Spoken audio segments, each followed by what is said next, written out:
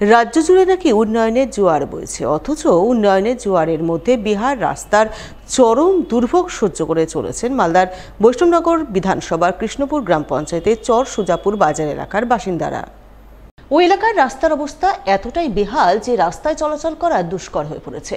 একটু বৃষ্টি পড়তে না পড়তেই চর সুজাপুর বাজার এলাকার মূল রাস্তা জলকাদায় একাকার হয়ে পড়েছে।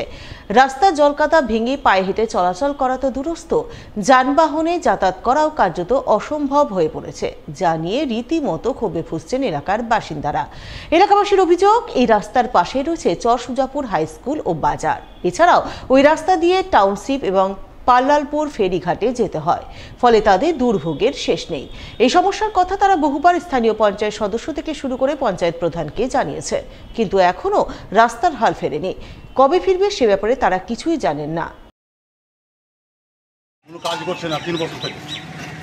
বাজারে পাশে হাই স্কুল আছে, দেওয়া নিচ্ছে না। মেম্বারকে দিয়েছি, মেম্বার শুনছে না। প্রধানকে দিয়েছি, যথেষ্ট কোনো কাজ করছে না।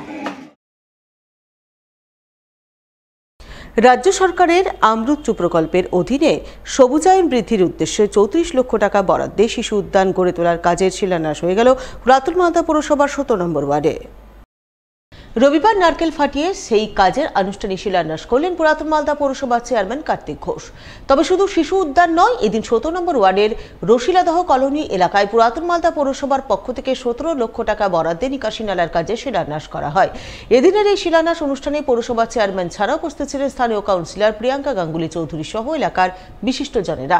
এই প্রসঙ্গে পৌরসভার চেয়ারম্যান কার্তিক ঘোষ জানান, অমৃত 2 প্রকল্পে 34 লক্ষ টাকা বরাদ্দে 17 নম্বর ওয়ার্ড এলাকায় একটি শিশু উদ্যান তৈরি করা হচ্ছে।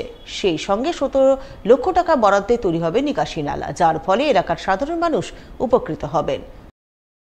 আজকে 17 লক্ষ টাকা ব্যয়ে আজকে ড্রেন তার শিলান্যাস করলাম, এবং আগামী দিনে যে এখানকার যে নিকাশি ব্যবস্থা, সেই নিকাশির ব্যবস্থা দূর হয়ে যাবে।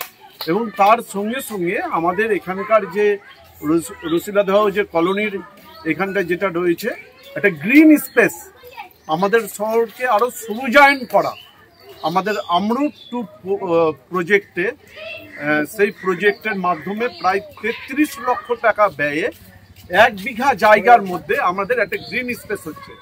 গ্রিন স্পেস হচ্ছে আপনার এখানটা একটা সবুজায়ন হবে এবং চারিদিকে বসার জায়গা হবে, এবং তার সঙ্গে সঙ্গে বিভিন্ন ছোট ছোট গাছ থেকে আরম্ভ করে বিভিন্ন সবুজ জানাব।